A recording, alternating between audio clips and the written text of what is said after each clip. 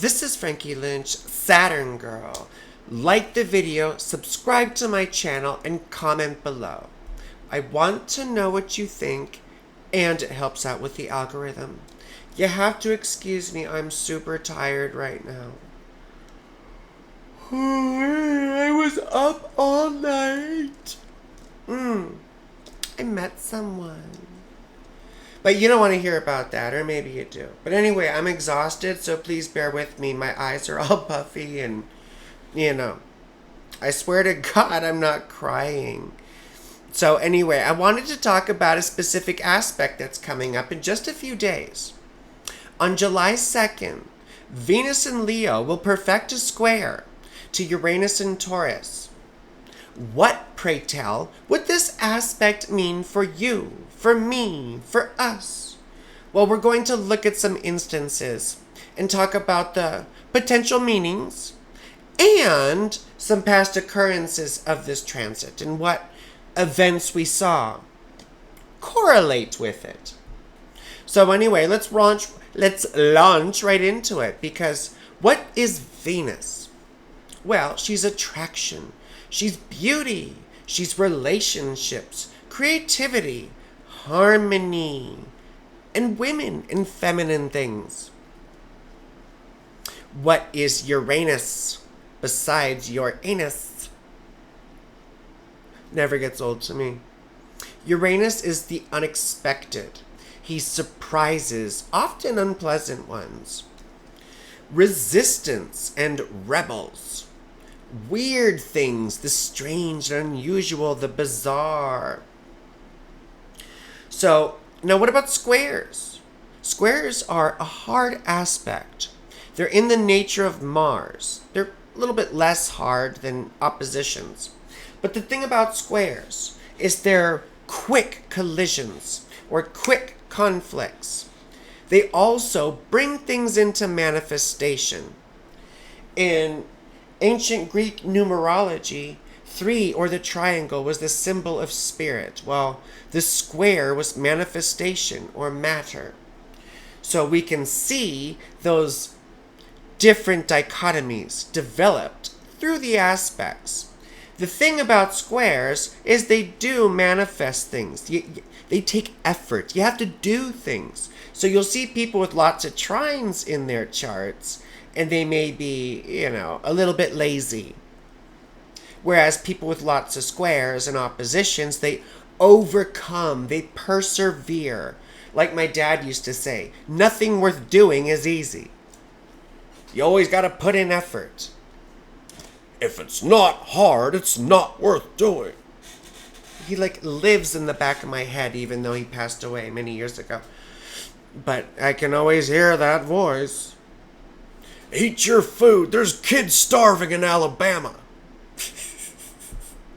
Anyway, he used to say, Frankie, mother is half a word.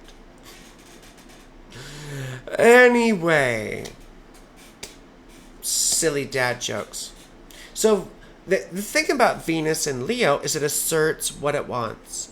The thing about Uranus and Taurus is it often comes with precarity in resources. Things go up, things go down. There may be market crashes. There may be market bubbles.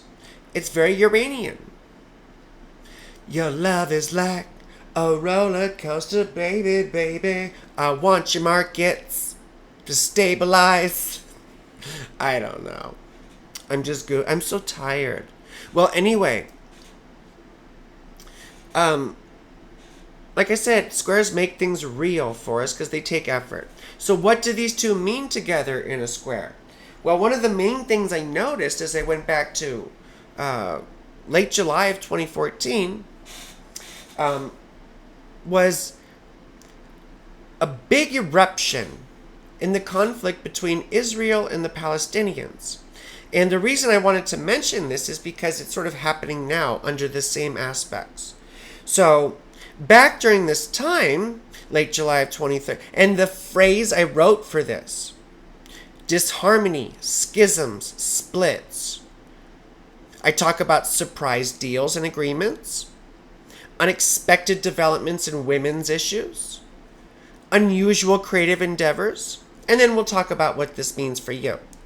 So, well, anyway, disharmony, schisms, splits. Late July of 2014, the Palestinians declare a day of rage following deadly Israeli attacks in Gaza, the Gaza Strip. For those of you who don't know, that's one of the areas where the Palestinians are sort of, we won't get into all that sort of stuff, but they live in the West Bank and the Gaza Strip, if I'm not mistaken. So the horrible part was the death toll exceeded 1,000 Palestinians. And Israel rejected ceasefire agreements. But President Obama. Now, the ceasefire agreements were proposed by the United States and the United Nations.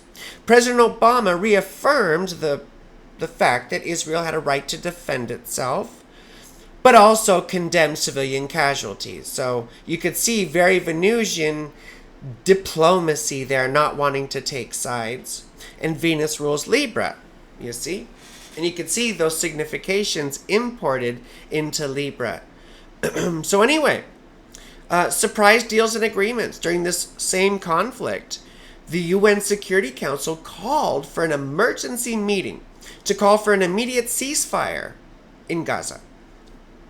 France, at the same time, also pledged 8 million euros to aid in the Gaza Strip. Now, unexpected developments in women's issues. In late 2017, Johnson & Johnson was ordered to pay $417 million to a woman who developed ovarian cancer after using their talcum products for an extended period of time. So it's terrible that she went through that ordeal. But at least she milked Johnson & Johnson for a lot. But what a terrible thing. Now, unexpected fertility was something I also wrote down. Venus is cold and wet. That's her temperament. We won't get into all that. But in late August of 2017, the world's driest place, the Atacama Desert, I hope I'm saying that correctly, the Atacama Desert in Chile, bloomed after a surprise rain. Look, it's got it all there. Uranus is the surprises. Venus is the fertility, right? And the square is the manifestation. So, the blooming. Very cool. Unusual creative endeavors. Well, in late July 2014, Barack Obama gives the National Medal of the Arts to musician Linda Ronstadt. If you don't know who she is, she's super cool. I love her. I love when she sings Desperado with the Eagles. It sounds better when she sings it with them. Desperado. Ah, so good. So good. Anyway. Oh, at the same time, too, an off-Broadway play debuted, renowned with critics, with a lot of fanfare. It was called Between Riverside and Crazy. So, it got rave reviews. And one of the things that critics raved about was the fact that the play had so many surprises. And of course, it featured unusual relationships with unusual people. So definitely a colorful cast. And there was a lot of cursing, you know. I haven't cursed throughout this whole video, I don't think. That's pretty good. Let's see if we can keep this going. Well, what does this mean for you? It's Uranus. And it's a square. It could go either way. There could be good things. But I would just tell you to be prepared for difficult ones. Especially when it comes to money and resources. When Uranus is involved, there may be unexpected expenses. Venus is also our money and our stuff, right? Valuables. So you want to save for a rainy day if you're tempted to carry out a big purchase. And I'm saying this as someone who just carried out, not a big purchase, but one that I probably should have waited for. We still need to be careful. We need to save for rainy days because the next couple days may be rainy, even though we're also going to have a heat wave because, right, Venus and Mars are in Leo. But do your best to conserve. Do your best to be frugal. There may be a positive side. Maybe you get an unexpected refund. Maybe you get a little unexpected scratcher. You know, I'm not talking about anything crazy. $10 or something. But something pleasant and unexpected. Who knows? Maybe you just make it out of the grocery store with a few extra things you didn't know didn't get rung up. Who knows? Also, it could be unexpected romantic encounters. When Venus is involved, it usually has to do with a woman. But, you know, it could also be a very good-looking non-woman, too. And those things come into manifestation under squares. You just have to be aware they could be awkward because of the square. Or there could be misunderstandings. Squares can bring misunderstandings. And Venus is how we relate. It doesn't necessarily have to be romantic or sexual or anything, but I would prefer so. And so far. But it could also be with a colleague, a friend, a work person, right? A work friend even. And with Venus, it probably is a female one, if you have any woman bosses or something like that. That's a possibility too. So with the square, though, those could be difficult relations. You could have skirmishes, disagreements, and all that sort of thing with women, other women. But also with, like I said, colleagues, people at work, whatever. So just watch out. Okay. Oh, also, I think we talked about, new relationships, creative inspiration. So this is a great time to finish up a creative project because it's when you really need to you need to make something happen, right? You'll get an unexpected hair up your butt. I need to do this right now. The problem is Uranus doesn't follow through. You need to follow through. Luckily, Saturn and the Sun are about to have a trine. So, that could help out just a little bit. Now, being weird or quirky. I mean, we're all a little quirky, I suppose. But letting your freak flag fly a little bit. Freak flag fly. Within reason, you don't want to hurt anyone, and hopefully you have mostly good intentions where you're not intending to hurt or alienate particular people, but being open about who you are, being a little bit more bold, being a little bit more brash.